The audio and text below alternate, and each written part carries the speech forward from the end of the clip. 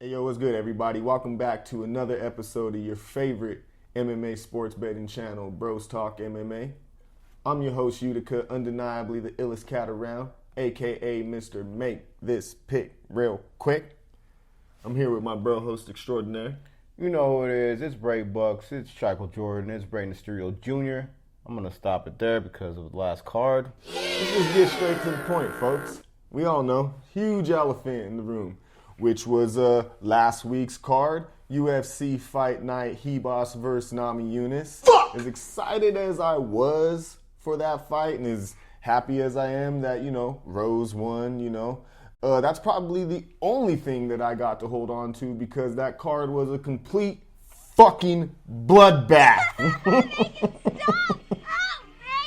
Absolutely.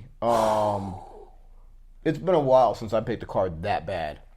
Yeah, actually, I can actually recollect how bad I've picked a card since this one, and it was fucking Pyfer versus Hermanson. That was a fucking horrible card this year too.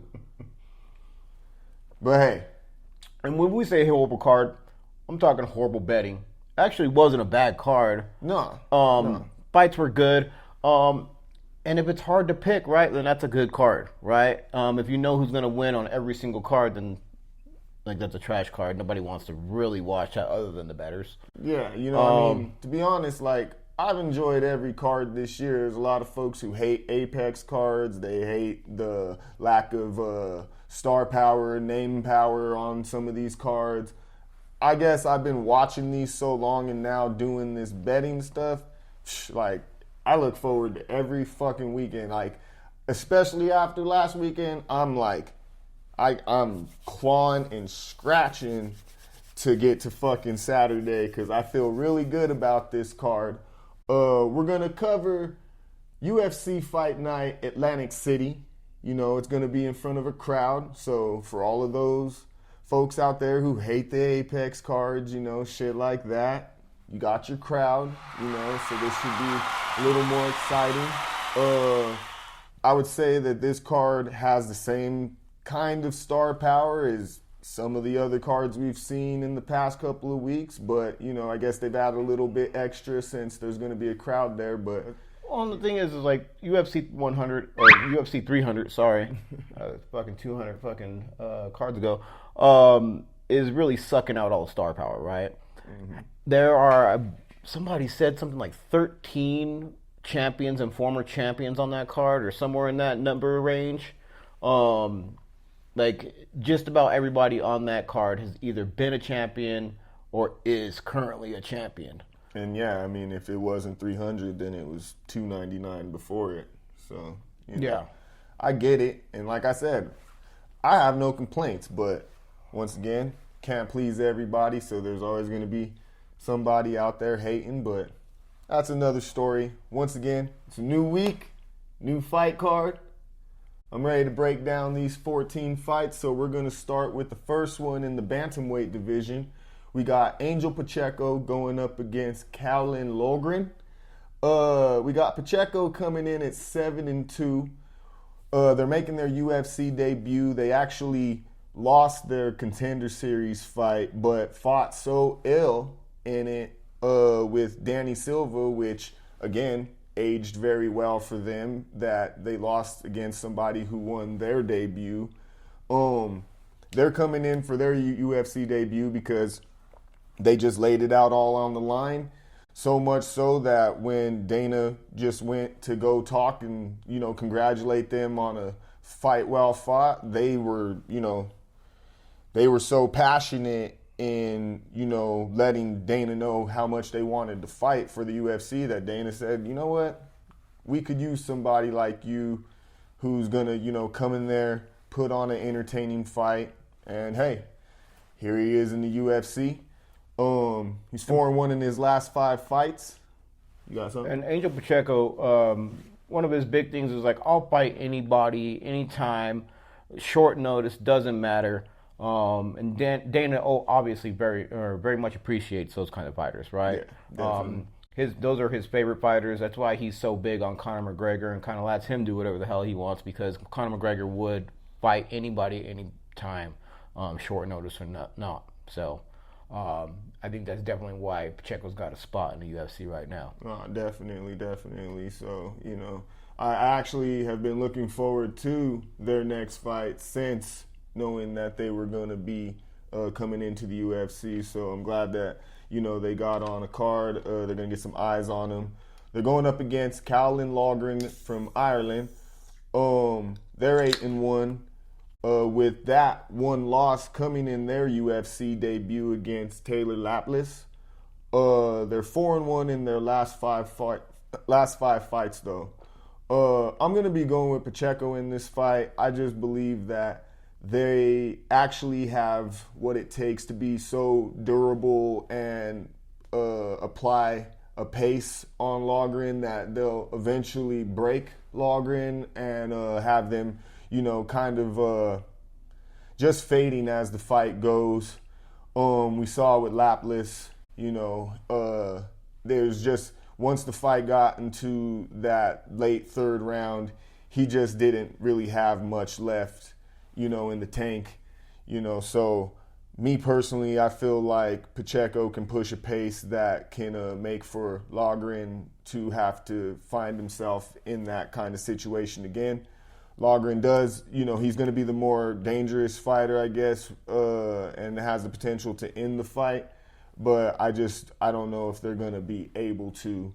So this is actually kind of like my dark horse pick. We'll get into lineups and things like that down the road. But for right now, I'm going with Pacheco, the dog in this fight. Who you got?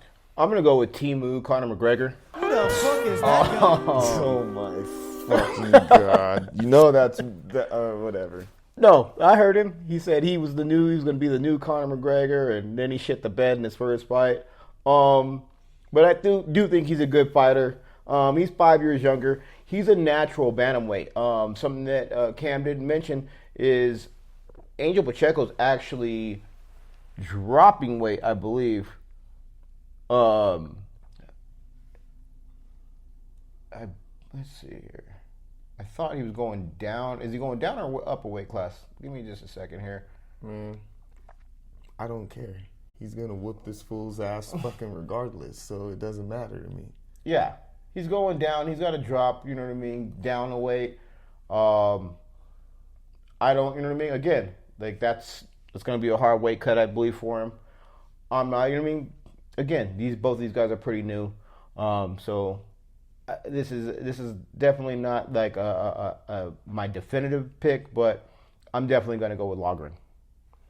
Timu, Conor McGregor. This is one of many Hashtag disagreements Timu. we're going to have tonight, folks, so take note. And just remember, I won last week's head-to-head battle as well. I'm up 2 fights now, all time. We'll get to those numbers later, but just remember I said that. Moving on. We're going to a middleweight bout between Andre Petroski going up against Jacob Malkoun. We got Petroski coming in. You see, he opening up windows and shit, man. Whose man is this? Goddamn. Anyway, we got Petroski coming in at 10-2 overall, 5-1 in the UFC, and 4-1 in their last 5. Going up against Jacob Malkoun, 7-3, 3-3 in the UFC, and 3-2 in their last 5. I'm gonna be going with. That's what you get, talking shit. All right, let's try that again. I'm gonna be going with Petroski in this fight. I just believe that they're the better grappler, and they'll have decent enough striking to hold their own against Malkoun, who is they got some pretty good stand up, mostly jab based. And they're definitely going to be going for the takedowns. But I'm going to go with Petroski because if it does go to the ground, which it most likely will, I believe that they'll have the better skills down there. So I'm going with Petroski. Malkoun could potentially use his jab and have more, a stand-up focused game because I will say Petroski's hands aren't that great, but I think he'll be able to do good enough to get things down to the ground, or if Malkoun is already thinking about going to the ground, then Petroski will be more than willing to oblige. I'm going with Petroski. There you go. Malkoun is a decision machine. Petroski is a finisher. If you've been watching this channel for any amount of time, I go with finishers. I do not like decision victors because, again, the judges can fuck you. The judges have fucked me quite a few times already. Andre Petroski is my pick. We can go ahead and move on. Right on. Moving on, we got a flyweight bout between Melissa Gatto going up against Victoriia Dudakova. Gatto's coming in at 8-2 overall, 2-2 in the UFC, and 3-2 in their last 5. And we got Dudakova coming in at 8-0 and 2-0 in the UFC. I'm going to be going with Dudakova. I'm going with another dog in this fight. I just think that they'll be the better striker, and they'll have decent grappling to where I believe that they'll be able to keep this on the feet, and Gatto eventually will just get pieced up as the fight goes on. Kind of something similar to last week's Montserrat Rendon fight against Zelenikova. And I'm not going to say necessarily that Gatto is Rendon caliber. I feel like she's a little bit better than that. But I also think Dudakova's a little bit better than Zelenikova. So I'm going to be going with Dudakova. I'm going to go with Dudakova as well. She's undefeated, right? I love a person that doesn't have a blueprint to beat their ass. Perfection. In addition to that, Dudakova is 3 years younger. In addition to that, not in addition to that, sorry. This is kind of a pullback from that, is Dudakova is going up in weight versus Gatto. That's kind of a pullback. Makes me feel a little worried about it. Because Melissa Gatto is going to be a little bit bigger in this fight. But I do believe Dudakova has the hands to go ahead and make it happen. Yeah, that'll be the equalizer because I don't think Gatto has that great of hands. She Absolutely has decent enough hands, but I don't think she's that great on the feet. So yeah. Moving on, we got a light heavyweight bout between Aslan going up against Anton Turkalj. Aslan coming in at 12-1, making their UFC debut. Anton Turkalj coming in at 8-3 overall, 0-3 in the UFC, and 2-3 in their last 5. These two faced each other about like 4 years ago, and in that fight, Aslan basically gassed out after, applying a heavy amount of punishment to Turkalj. Turkalj, was able to, withstand the punishment, and boom, choked homeboy out in the late rounds. It was 4 years ago, but I feel like that time frame, not much has changed. Turkalj made it to the UFC and has faced killers in that time, so you can't really blame his record. And I don't know. I think Aslan's record's a little blown up, and I believe that if Turkalj can't, if there hasn't been significant changes to Aslan's gas tank, then I have to go with Turkalj. Yeah, let's talk about Aslan's. Let's talk about Aslan's blown up fight record, right? He has 4 wins. His last 4 wins are by KO. He's only lost once in the second round. He's only been in the second round once. Twice. He's been in the third round once. He just beats ass. Let's see.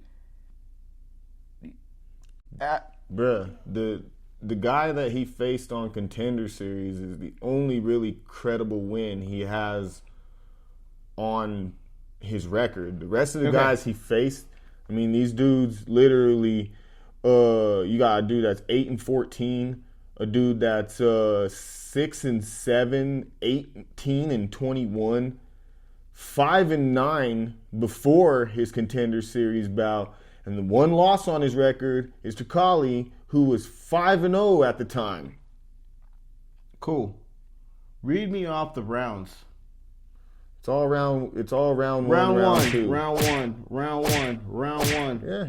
Lost in round 2. Yeah. Happens, right? In round 2 one. he gassed. He didn't even gas in round 3. Gassed in round 2. Round 1. He won by punches in round 3, so he can make it to a round 3, said. I'm sure that was sloppy. Either way. Oh, that was a undefeated fighter that he beat. We don't know who he is. Whatever, I get that. But again, round one. Like, this dude is a knockout artist. He's a finisher. Again, I'm always going to go with my finishers. So that's I've got to go with that. I don't even believe that I actually, like segued into who he was picking. So before I was so rudely interrupted, folks, let me just end this by saying No, don't end it because I got a little bit more. I'm ending my portion if you would allow me to. Sure, go ahead. Feel free. Like, I have to do a fucking interruption fucking count on this fucking episode, apparently. Anyway, I'm going to pick Turkalj, better gas tank, obviously, history states. Some grappling, and, he's going to be able to, as long as he can weather a storm, because I assume Homeboy's going to come out and be, a tornado. But, all you got, it's a fight. Take some punches. Once that's over, boom. Done dilly. So I'll be going with Turkalj. Now, if you'd like to finish this off before we move into the next fight, feel free, my friend. Aslan puts up 8 strikes per minute. You know what I mean? Which is a huge amount of strikes. And Turkalj puts up 3. That's all I got to say. Yeah. I don't think there's more that needs to be said. That sounds like a real technical, crisp, concise striking strategy. It's fucking just until we fucking just gas out in the second fucking round. Or you just set somebody on their fucking back pockets. Yeah, I mean, yeah. Oh, yeah. Sounds like you could do that to 18 and 21 fighters for sure. Yeah. Anyway, you good? I'm fucking good, bro. Awesome. Moving on. We got a featherweight bout between Connor Matthewss going up against Denis Buzukja. We got Matthewss coming in at 7-1 overall. They're making their UFC debut. They're 4-1 in their last 5. Going up against Buzukja, 11-4 overall, 0-2 in the UFC, and 3-2 in their last 5. I'm going to be going with Matthewss in this fight. I believe they just have more routes to victory. In particular, their grappling is going to be key. I liken them to a sticky kind of grappler, just on you, stays on you. They're going to be durable and be willing to, take a few to get that entryway to a takedown, and boom. I just feel like Buzukja has good hands and, definitely can keep the fight standing, but I don't see it trending in that direction. So I'll be going with Matthewss. Yeah, fuck you, bro. Whoa there, bud. Like, your last pick, you was like, oh, this dude, he just beats people up in the first round. He doesn't have a gas tank. None of this shit. And then you went completely flip-flop and were like, oh, yeah, I like Matthewss because motherfucker, you get it done, this and that. You realize that Matthewss, Hold up. 6 What and the 7, fuck 6 does and that 6, got to do with anything? 6 bro? and 7 of his last wins have been in the first round. What you just 6 said? of 7 of his last wins have been in the first round. Who? Matthewss. Okay, that's not my fault that he's using wrestling to his advantage and fools are just dropping off. That doesn't mean that's not my. I'm not picking him because he's a first round finisher. I'm picking him because he's gonna end this fool on the ground. That's it. I thought you're all about gas tank. Oh, motherfucking can't do it. He's Bruh, gonna he's throw a whole gonna bunch be- of punches, or you're just gonna What's the just quickest grapple way? your way up. What's the quickest way to deplete your gas tank? Wrestling. There you go. This guy's a wrestler. Uh The other guy was a striker. I was talking about a striker. huh. That's even worse. He's striking off the less fucking strenuous action. He's getting fucking gassed out on the less harder shit. Somebody please Man, put in the come on, comments. man. You're gonna have to make me fucking, cut out footage and all that shit, man. Make my edit harder and shit because of all this nonsense. What the fuck, man? You got anything else to say? You didn't even pick nobody. I picked fucking Matthewss. Okay. 6 or 7 of his last wins have been in the first round. Like, Awesome. why do we got to even talk about any more than that? Okay. This is a real easy one for me. I'm not How you sure gonna about you. hate on me for somebody we're agreeing on? That's crazy. Because you hated on my last guy, bro. Right. And for the same reason, like, oh, well, he just can't get it done in the next rounds. You ain't gonna hate when I'm telling you I got all these racks. Cause fucking Turkalj fucking All the racks. flipped huh? the fucking All the racks. scales, We're talking bro. about all the racks? Talking about You all want the to talk about racks. all the betting racks, huh? All the racks. Oh, okay. Bitch, you had a bad week last week too, motherfucker.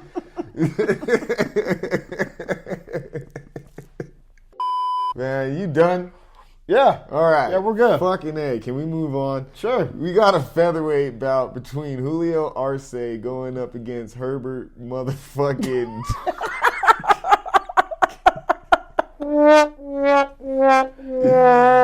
Oh, shit. Herbert, I can't believe this guy is related to Gilbert Burns.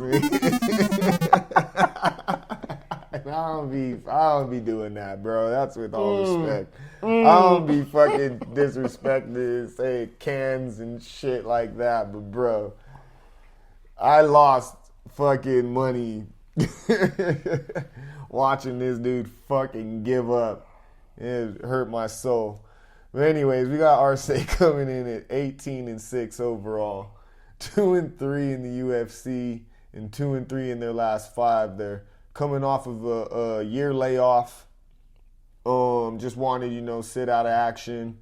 We got Burns coming in at 11-4 overall, 2-2 in the UFC, and 3-2 in their last 5. They're coming off a 2-year layoff. After that fucking pathetic display.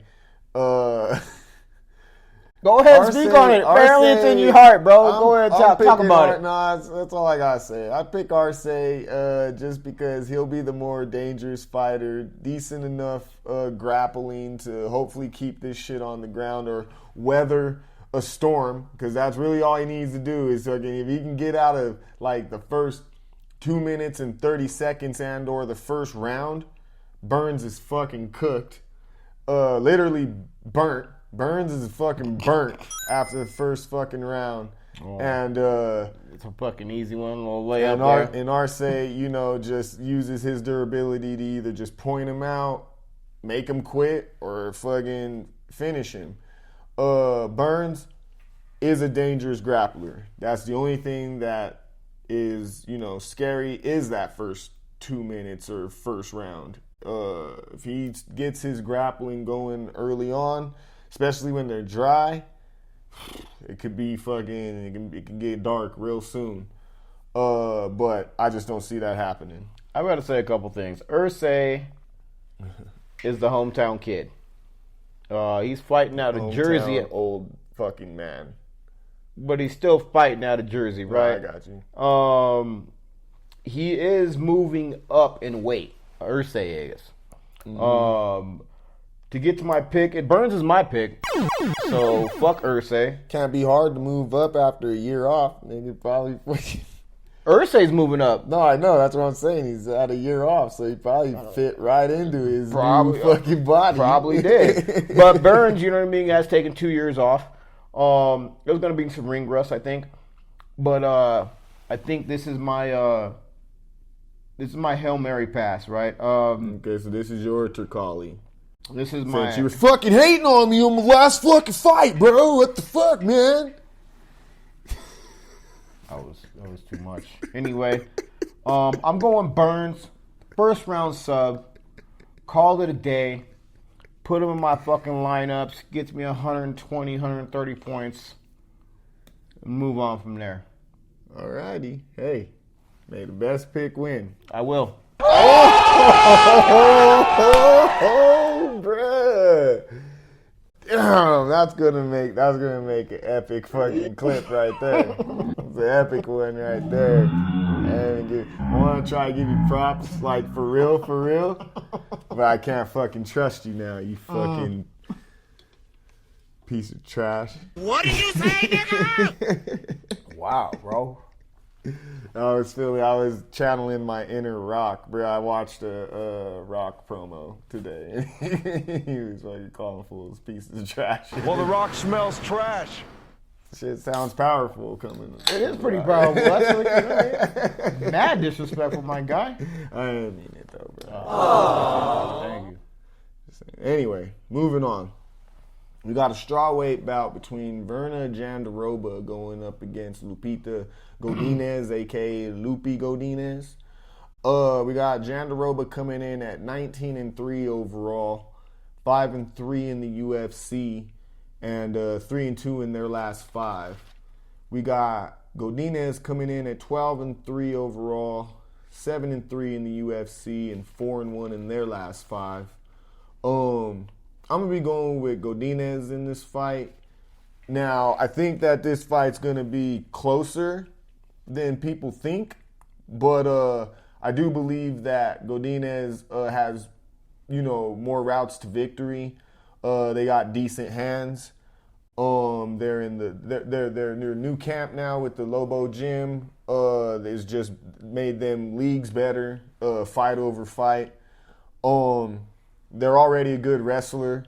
So if Jandiroba does want to take it to the ground, I believe that Godinez will be able to handle their own and or, dominate in that regard.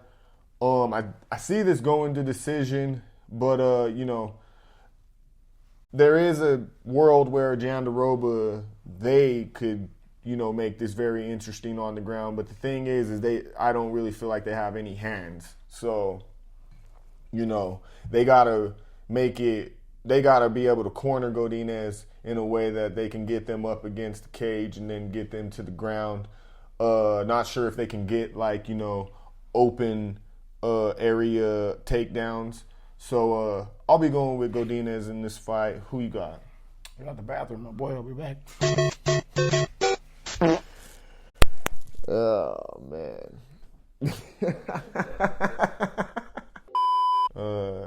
Yeah. So who you got in this fight? I got Jandiroba.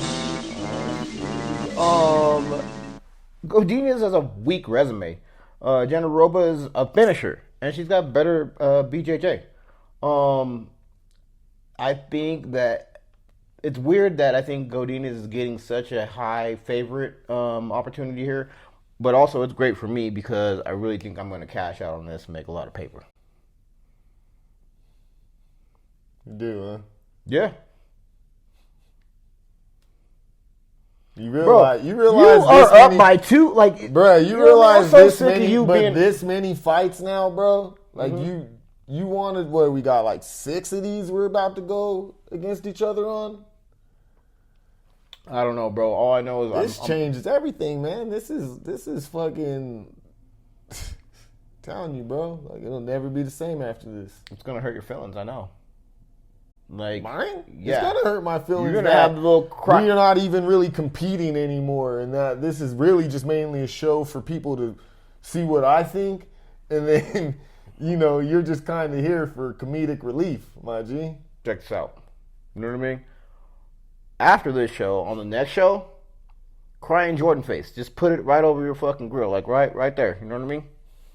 Even when I lose, I'm better than you, bro. So check it out. Not at making So money, you aren't. I can literally say, even on my worst day, okay, that was low. That was a low blow, my G. That was a low blow. All right. Anyway, you got Jandiroba. You got anything else you want to say? She's gonna win, my boy. All righty. Moving on, we got a featherweight bout between Nate Landwehr. Fuck you, by the way. You're the biggest piece of trash. Anyway, it made the best pick win.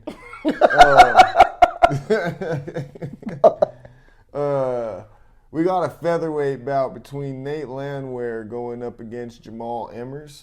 We got Landwehr coming in at 17-5 overall, 4-3 in the UFC, and 3-2 in their last 5. We got Emmers coming in at 20-7 overall, 3-3 in the UFC, and 3-2 in their last 5. I'm gonna go with Jamal Emmers.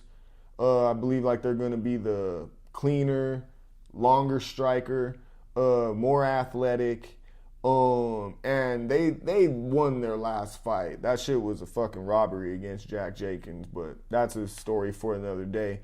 Landwehr, although they got great forward pressure, I just feel like they have too wild of a pace, and they're going to be. I'm not saying he's a messy striker, but he will be the messier of the two, just with the way that he's just gonna, march forward. And I just feel like Emmers is gonna be able to keep him at distance. He might, have to fight off his back foot a little bit, but I don't think that's gonna be an issue. I think he'll be able to figure it out. And yeah, I got Emmers in this fight. Who you got? Landwehr is with MMA Masters. Landwehr is a fucking zombie. I'll agree with you. Landwehr is also going to have a high pace. He's going to be the busier fighter. Jamal Emmers just doesn't punch enough, just isn't active enough in the cage. And I think what we've been seeing through a lot of the fights this year are the judges respect activity. Yeah. It's not so much precise shots and counter shots and that it's activity. It's I'm gonna throw at you. I'm gonna control the middle of the cage. I'm gonna beat your ass. Nate Landwehr is definitely gonna do that to Jamal Emmers. Emmers just isn't active enough. So better gym again. Nate Landwehr is working out with Colby Covington. Nate Landwehr is there with Ilia Topuria. He has a better ability to beat Jamal Emmers. You having an unnatural allegiance to losers is not like you. Anything else? Fuck your pick, my G. You got me back on that one, bud. All right. Excuse me. I have a better one. Next up, we got a welterweight bout between Chidi and Njokuani going up against Rhys, McKee. We got Njokuani coming in at 22-10 overall, 2-3 in the UFC, and 2-3 in their last 5. We got McKee coming in at 13-5-1, 0-3 in the UFC, and 3-2 in their last 5. I'm gonna be going with Njokuani. They're gonna be the power puncher. They got really good kickboxing. I'm sure they're gonna be looking to keep this standing up. They do have somewhat of a meh gas tank, so McKee, if they are able to take this to decision, they could find themselves potentially taking over, somewhere in the middle of the second round going into the third round. Or they even maybe could apply a little bit of ground game. It appears they have like a decent enough ground game. I'm not going to say that they're necessarily like a great ground practitioner, but I also think that they're not quite UFC caliber either. So even if they were able to get it to the ground, who's to say that it would stay there very long? And then on the feet, I don't think that they can punch with Njokuani, so I'm gonna be going with my guy Chidi. Bang bang.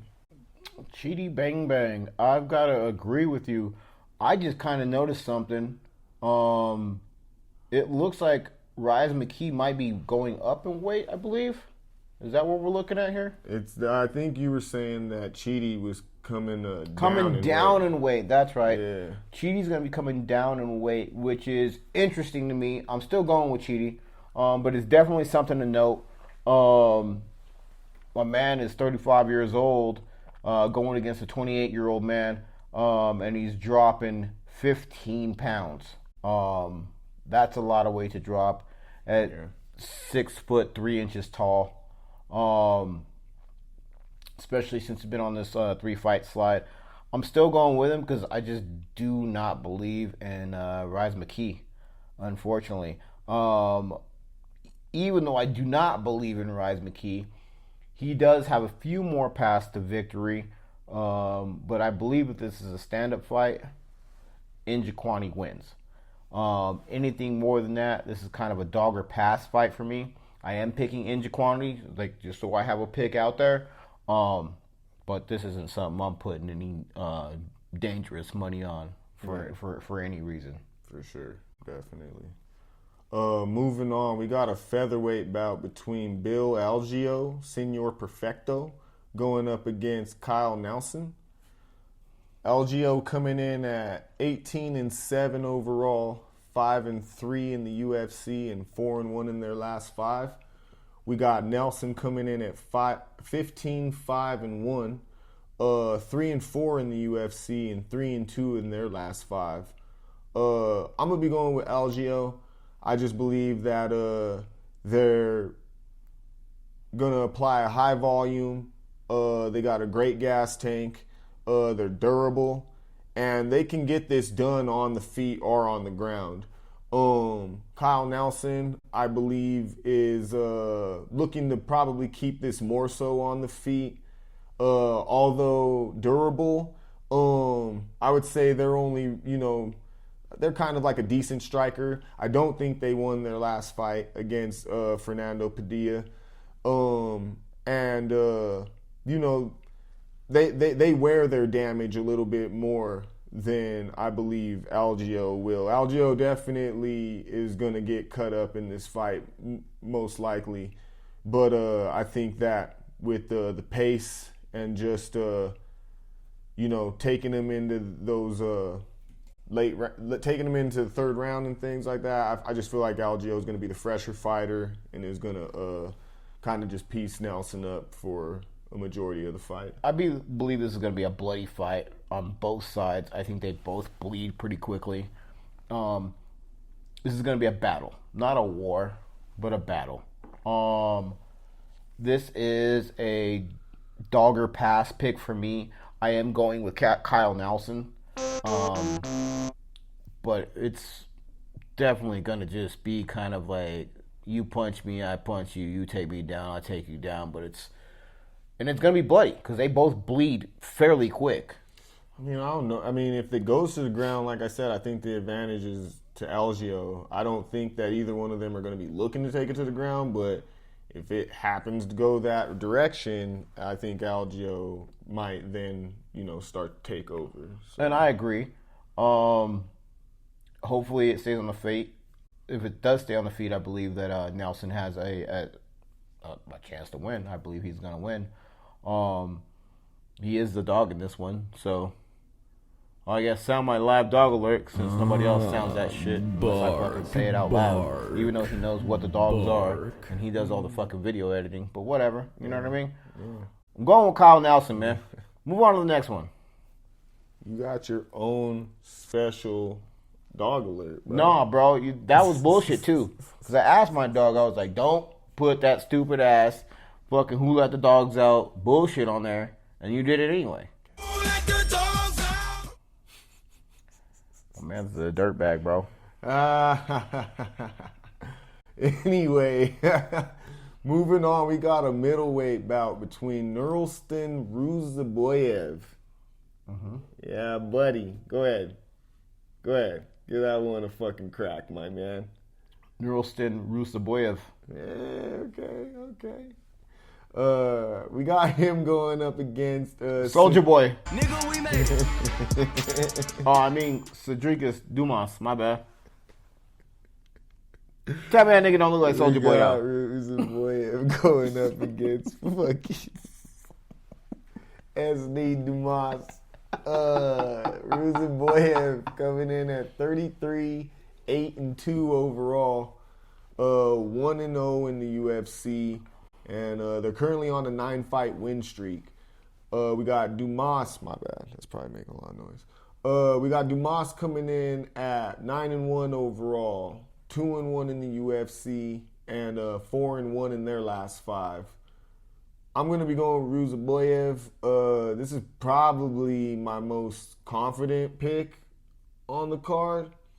I just feel like they're the more dangerous fighter, whether it's on the feet or on the ground. They have somewhat of an iffy gas tank, but I think it's just because they end a lot of their fights early on. And maybe they didn't face the best of competition at that time, but I feel like they're gonna do their thing here in the UFC. They are a better grappler in this fight, and although Dumas has potential, I still feel like they need a little bit of work. And they do have a gas tank, which I think will be their X factor in this fight. So if they're able to hold on, withstand the storm that Ruzeboyev brings, then if we're looking at this fight in the late 3rd round, it could be, a fight that Dumas is potentially taking over. Depending on when that is that they take over, I believe that's really their only route to victory is somehow winning in some type of decision. So I'll be going with Ruzeboyev. I love that you gave Dumas a chance. You know what I mean? Little Soulja Boy. My man's... I'm going to start off with the bullshit first, right? Ruzeboyev, his last name ends in a V. Secondly, his country of origin ends in a stan. It's hard to bet against those guys. I should be fucking real right here, right? In addition to that, my man has 11 KOs. He has 20 subs. Yeah. My man has more KOs than my other guy has fights. My guy has double the amount of subs than my guy got fights. I mean, I think this is an easy layup. Boom, throw them in your lineups. Throw them in your parlays. Like, Ruzeboyev all day. Definitely. I mean, that's how I'm feeling. So, moving on, we got a middleweight bout between Bruno Silva going up against Chris Weidman. We got Silva coming in 23-10 overall, 4-4 in the UFC, and 1-4 in their last 5 fights. Chris Weidman 15-7 overall, 11-7 in the UFC. And 1-4 in their last 5. I'm going with Silva in this fight. I just believe that they'll be the more dangerous fighter. They'll be the better striker of the two. And I wouldn't say necessarily the better grappler, but they'll have good grappling defense. They'll be looking to keep this on the feet.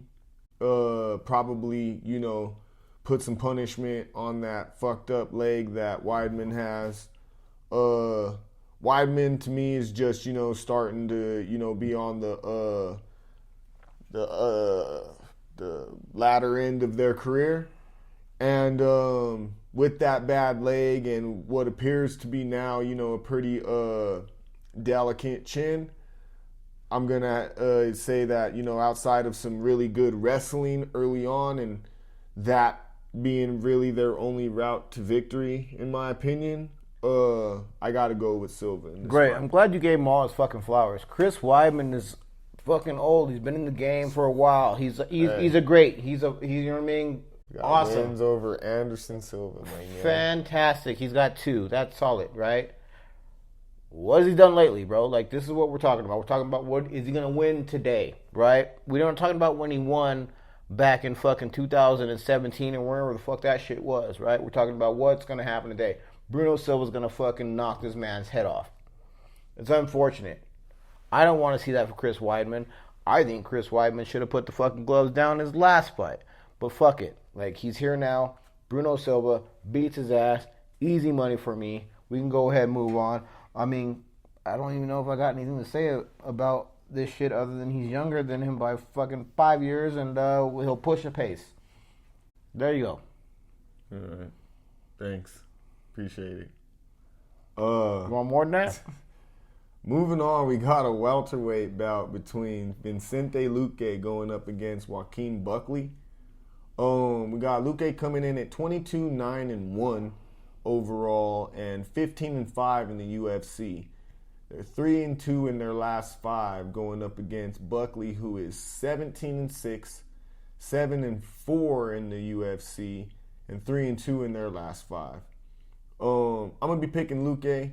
I just believe that they're the better overall fighter. They're gonna be the cleaner striker in this fight. They got, good grappling skills. They've had a stronger schedule of competition, and they're going to be very durable in this fight. Buckley is, dangerous striker, but he doesn't really have any grappling that I would write home about. And although they're getting better, I just think that they're just not quite at the level that Luque's at. They do have a good gas tank, but I just believe that this will be a good lesson for them. But I don't believe that they'll be winning this fight. I'm going with Luque. That's it? I just want to make sure you're fucking done with that garbage you just fucking spilled over this fucking table and you'll fucking wipe it off. I'm going with Joaquin Buckley. Joaquin Buckley. Oh, Joaquin Buckley. Even though you're talking about Luque, he's a fucking grappler, the fucking wrestling, whatever the fuck that shit is. Buckley's never been subbed. Did you know that? A little fucking tidbit? A little factoid? Never happened. And obviously we know he's way more crisp of a striker.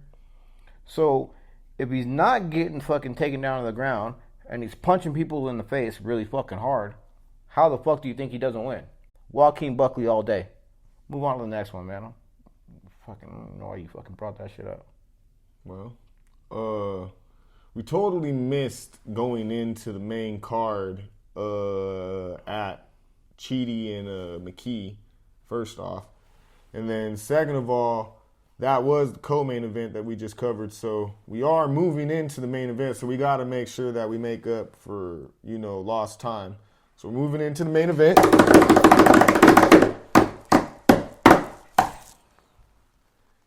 We got a flyweight bout in the women's division. This is going to be potentially a title eliminator. Mm-hmm. We got Erin Blanchfield going up against Manon Fiort. Blanchfield is coming in at 12-1 overall, 6-0 in the UFC, and they're currently on a 9-fight win streak. We got Manon Fiort coming in at 11-1, 6-0 in the UFC as well, and they're currently on a 13-fight win streak. I went back and forth on this one. At first, I was heavy Blanchfield. I love grapplers, especially in terms of like fantasy lineups and just, with her, she's no nonsense on the ground.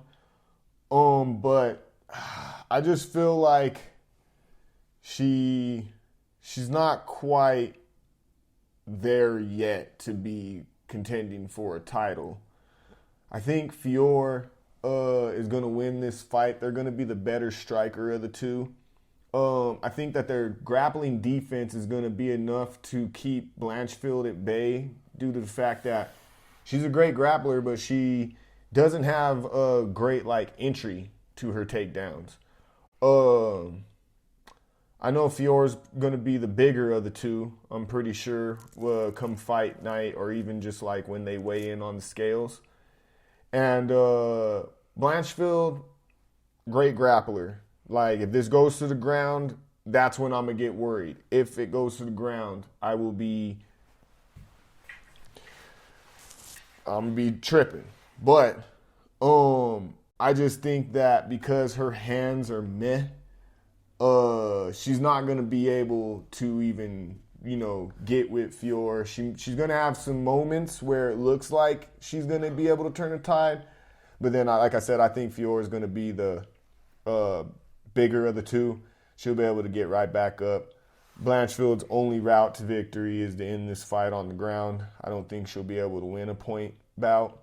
So I'll be going with Fior. Go ahead, my guy. I'm just got to give a moment of silence to your fucking picks. I'd like to explain to you who the fuck's going to win this goddamn fight. It's going to be Erin Blanchfield. She, unlike my cohort over here said, has more routes to victory than Fior. Fior is not a grappler, so I'm not sure why he would say that. That seems a little weird. Didn't say she was a grappler. Said she has good grappling You defense. said she has more routes to victory. Blanchfield has more routes to victory. I didn't say she has more routes to victory. Play it back, run it back. You'll run it back. I think that their grappling defense is going to be enough to keep Blanchfield at bay. Didn't say anything about them having more routes to victory. But what I will say is him saying that Blanchfield has more routes to victory is hilarious because I don't think she's got the hands to fuck with Fior. So therefore she's kind of just like one trick. I'm not gonna say one trick pony, but Okay. if she's not able to apply grappling, this fight is not going in her favor.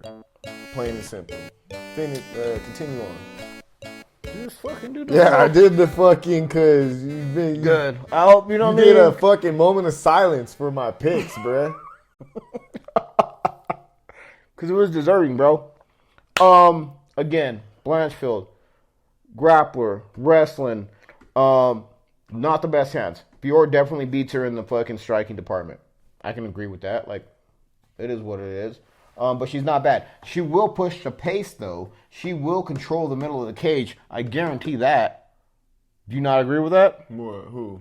That Blanchfield will control the middle of the cage. No. No? Okay, good. Anyway, Manon Fiort. What the fuck? Did we forget about her last fight?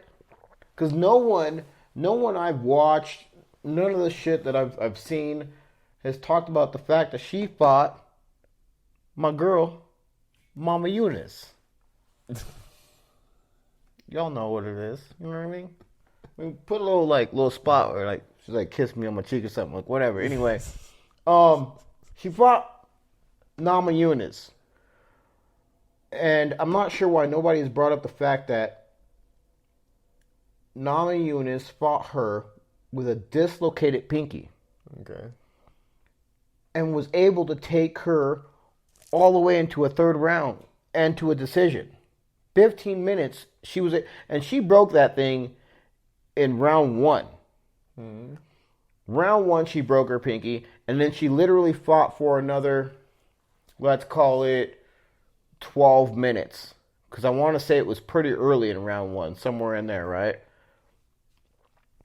And didn't finish her. Like, how do you finish somebody who can't even hit you hard with one of their hands?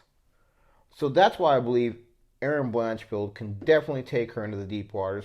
We're talking about a 5-round fight. We're talking about grappling, which I have not seen from Manon Fiort. So I'm really feeling good about this pick. I'm really feeling like this is an easy pick. That's kind of where I'm at on it. There is a world where Blanchfield just fucking eats some fucking punches, goes in there, gets her takedown somehow, and fucking owns Fiort. I'm not saying that ain't possible. It's not like I'm mad confident in the Fiort pick, but if you're going to force me to pick between the two, that's who I'm going to pick. And as far as parlays and lineups, that's a whole nother story. But I'll be going with Fiort. You'll be going with Blanchfield. I believe that makes 1, 2, 3, 4, 5, 6. Fucking can't believe you picked fucking Herbert Burns. 6, 7, 8. We got 8 fights out of 13 that we disagree on this card. So this is. I just want y'all to take a close look at everything right now. Look at this show for what it is right now. Look at me. Look at him. Look at us. Nothing will be the same after this episode. Now, I look pretty rough. I went 6-7 in the last week's card, and I didn't feel good about it. So, yeah, if there's a world where he gets the best of me in these 8 fights, bro, then wait. There is a world. I'm gonna look crazy. I'm gonna look crazy because my record just by default is gonna look crazy. But my man, you're only up on me by 2. Now check this out. Yeah, exactly. These last So 2 if I weeks, add on- you literally if I came add up. on the already, You just I came up the have last 2 2 weeks. So let's talk about all the fights prior to that, right? I'm out there killing you, right? We went over this already, For like bro. mad months. Yeah, we right? went over this. I know we did. Like, I'm bringing it up again. Like, I can bring up some old shit every now and again. You got 2 weeks, right? Yeah. And you're hoping for this 3rd week. No, You're I came praying. back. You're praying for this 3rd week. Bro, no. In 3 weeks now, I've gone up 7 fights on you. And 7? No. Like, I've gotten 7 fights right out of the amount that we've bet on, leaving me 2 up on you now, all time, in 3 weeks. It took you 7 fights to just barely get up on me. It took me 3 weeks Exactly. to barely come up on you, whereas you took months to even get ahead of me by 1 fight, and then start Come on, man. smacking you around. Your math ain't mathing, my boy. And I start Your smacking you math around. ain't mathing. It's all right. Still, where are we at now? The math adds up right now, doesn't it? Yup. Yeah.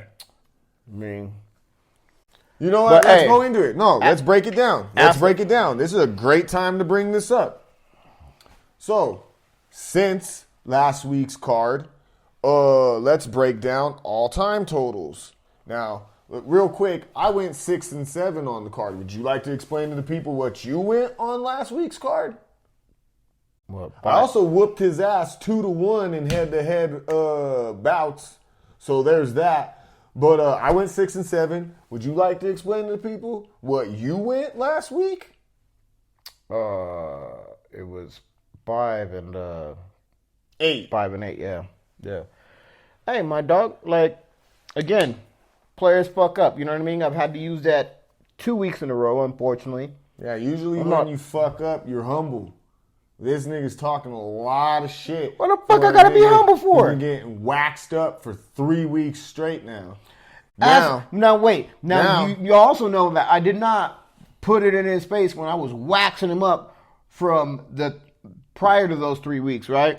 Yeah, I was waxing that I also ass wasn't salty when I was behind either, unlike somebody. because I wasn't putting it in your little eyes. I don't know. I think that's a pause. I don't like that. I don't like that at all.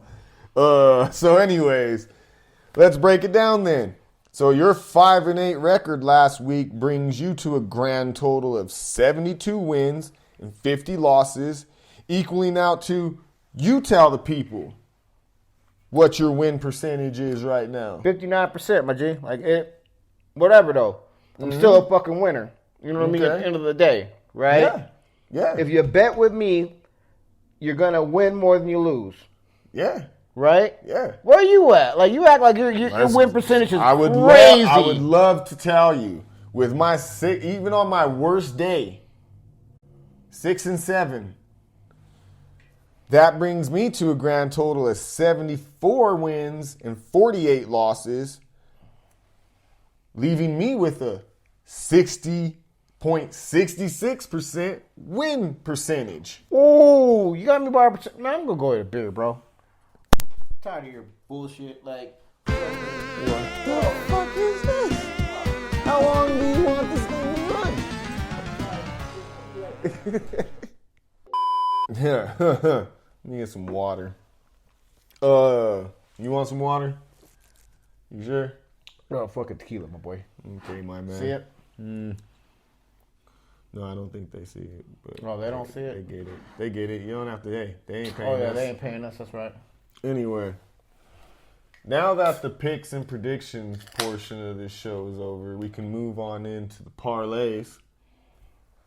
I'll start things off with a simple 3-pick parlay. Nothing special. Super safe. You know, probably gonna have to, you know, throw something on it to actually, you know, make it, you know, something, sexy. But right now I got Arce, Ruzaboyev, and Silva in a 3-pick parlay. It's If looking you're trying to spicy. spice it up, you can go for a Dudakova 4-piece, or you can make it spicier and go with a Luque Dudakova. Wait, no, okay, so I said Dudakova 4-piece, spicy 4-piece with the Dudakova, and a Luque spicy 5-piece. Fuck you, nigga. Go ahead. It's all good though.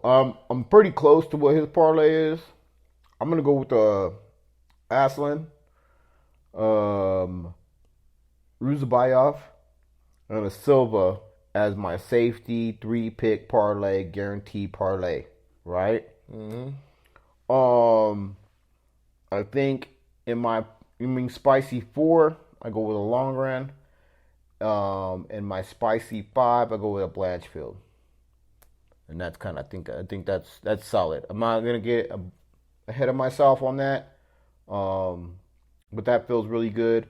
What do you got for lineups? What are you thinking? Lineups, man. Actually, I felt really good about lineups this week. I definitely feel like folks should make a core out of these kind of following fighters. You definitely want to put Ruzaboyev, some type of combination of Petroski and Malkoun in there, you know, flip-flopped. You also want to do the same thing with Jandiroba and Godinez. I'm going to be putting Silva, Luque into my lineups, and some type of flip-flop of Blanchfield and Fiort. To round out those picks, those lineups, especially if you're like going into, you know, multiple entry lineups, I would definitely say that you want to make, you know, Pacheco, Petroski, Dudakova, Turkalj, or Fiort a part of your lineups as well, to make room for the other names that I mentioned and to be able to combine them in various ways. So yeah, definitely. Those are gonna be my choices. You got anybody you'd like to? I'm gonna throw 3 cores out there. My 3 cores is Aslan, Silva, and Ruzabayev. Whatever his fucking name is. Ruzaboyev. I think those 3 are really heavy for like a base to your lineup, and then you just move people in and out as you feel. Because that's basically what I've done. I feel pretty good about it. I really feel pretty good about this card. Obviously, this card is going to change everything for this channel. So yeah, man. Hey, this is what we're in it for. I wish you all the luck, even though it may seem like I'm hating. I wish you all the luck. I wish you all the luck too, my G. You know, if whoever wins, the channel wins, you win. You know, so Hey, who was your lock of the night? probably like Ruzaboyev, Ruzaboyev? probably. It doesn't matter who your lock of the night is.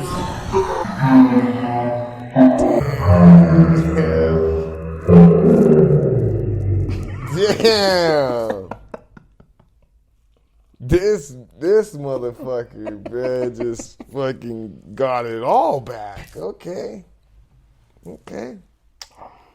Good job, man. Good job. I don't think I'm just fucking thumbs up, head nods from now on. That's what's up. All right, well, folks, we appreciate you watching. This is our 11th episode. You know, much love. Looks like bro's going to take a shot for y'all on that one, so we appreciate y'all. You know, fuck it. I'll go ahead and finish mine up.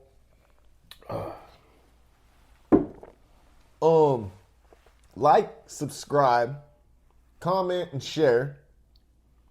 You know, make sure that you're sharing any of your picks with us. You know, I got shout out my guy James Beck. Shout out my guy T.O. This my guy Woody. Yeah. Young Woodcock. Pause. You know, I mean, hey, it just is what it is. You know, they tell us how they feel about the fights, you know, after every episode and stuff like that. Yep. Let us know, you know, who they were going for and stuff like that. And you know, Shouts out young Caleb Kai. He be telling me about the fights. Yeah. Shout out. Ooh. Whoa there, bud. Shout out fucking Travis Bolts. He be doing it. You know what I mean? Yeah, shout out to all the new subscribers that we've accumulated. We really here appreciate recently. If you're winning money, especially, make sure that you're letting us know. We really appreciate it. We are trying to get to that 50 subscriber mark so we can start doing some live feeds. Outside of that, though, yeah, fucking, we really appreciate everybody watching. You got anything else you want to add? I do. Fucking guy. Anyway, You gonna talk about this on camera right now? all right, well, fuck you, man.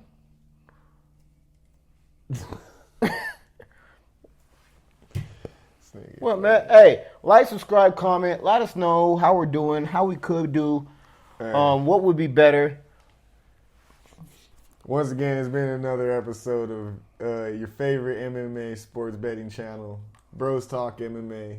I'm your host, Utica, undeniably the illest cat around, a.k.a. Mr. Make This Pick Real Quick. I'm here with my bro host extraordinaire. It's Ray Bucks. It's Chikel Jordan. It's Ray Mysterio. It's Mr. Beat This Nigga's Ass Real Quick. And I'm still a piece of garbage. Y'all hear how forced that shit sounded, how whack that shit was. Corny ass shit. Anyway. We wish y'all nothing but the best going into this weekend's fight. Until the next weekend, we will see you. Oh, brother, this guy stinks! Are you going to do that too? You want to do this as well? The fuck out of here. We out.